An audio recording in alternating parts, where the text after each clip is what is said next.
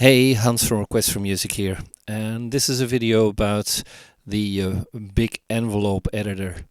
Um, I came to the conclusion that these small images for the envelopes were nice as sort of a global impression of what the envelopes look like, but it would be easier to have a better way of controlling them.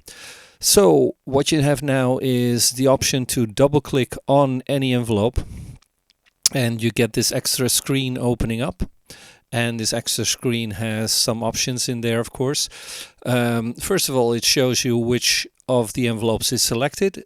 Number up one being a carrier. The colors are, well, similar to what you have in the interface itself. So you have the purple ones being the carriers, the green ones being the modulators, and you also have the LFO 1, 2 and 3, which also have a color similar a bit to what is in there. These envelopes are time precise instead of having sort of a global overview, what you have in the small ones here, where you see that it looks like you have a longer delay time and so on. But if you would really look at that excuse me, if you would really look at that, it's not that long. If you look at the BEE, the big envelope editor, you see that you have this operator 1 carrier selected. You have an X plus, X minus, Y plus and minus, which are the ways of zooming in. So if I zoom in, you'll see that the scale is changing. And if I zoom out, the scale is changing as well. I'm going smaller than that.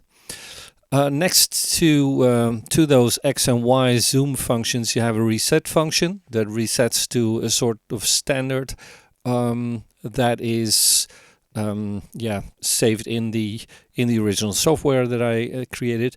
Then there's a fit option, so that means that if you have something and you change it, you can just press fit and it will try to fit it as good as possible as it can within this interface. Then next to that you have an overlay option. So the overlay means that you can actually look at all the other lines, which are far more transparent than the one that you're working on, because otherwise it's hard to really edit the one that you're working with. If I look at, I'll switch that overlay off and I'm just looking at the first one. Let's just concentrate on the first one, actually, for now. So switch everything off. You see that it's far different from this. It's much more precise. If I zoom in, you'll see that this kind of way the curve looks like here is indeed in there, but it's far shorter than it might appear in this. And actually you have the exact measures. You see here that this is 0.1 being 100 milliseconds and 200 milliseconds and so on.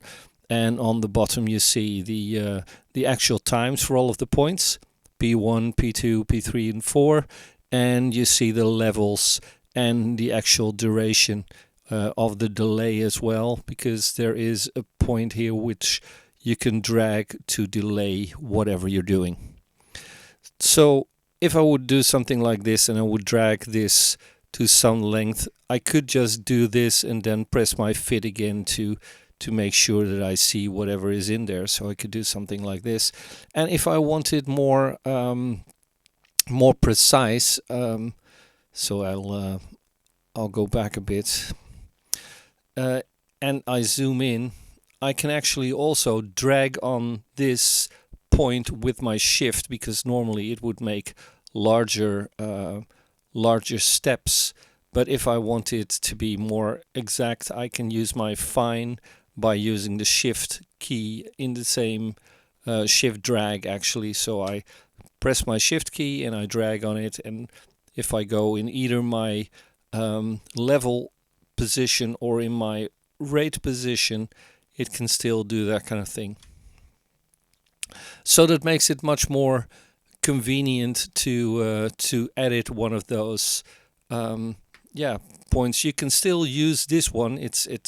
You've probably seen that if I drag here, it also drags on the bottom one or on the small one. So I could still do something like this first, then do a fit in here to see how it looks, and yeah, maybe otherwise go and work something like this. Let's say that I want something like an envelope like this.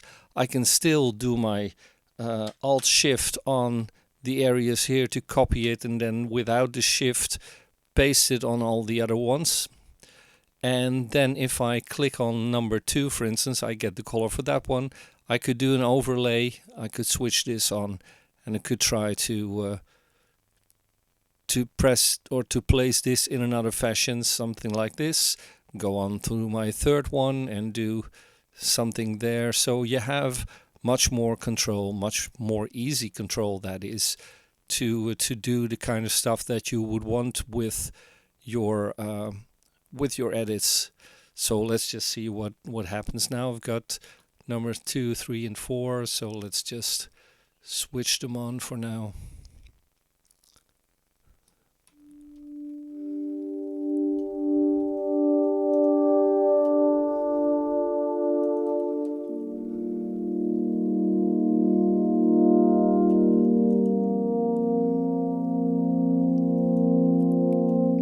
So especially for that kind of editing, it's a lot easier. And I'll have to see if I have this on this one. Let's say, for instance, this. I created one where I had all of these delays set.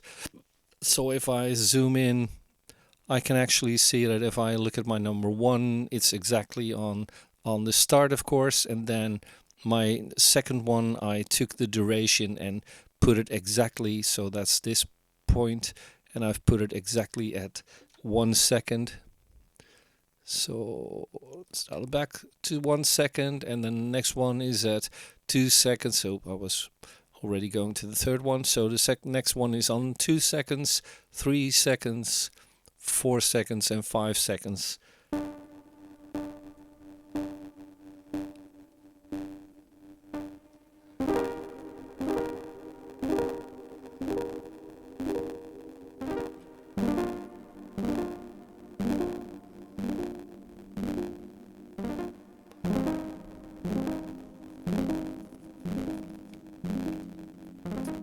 So as said, it gives you much more control of this, and of course also over the LFO envelopes that are there in the LFO sections for 1, 2, and 3.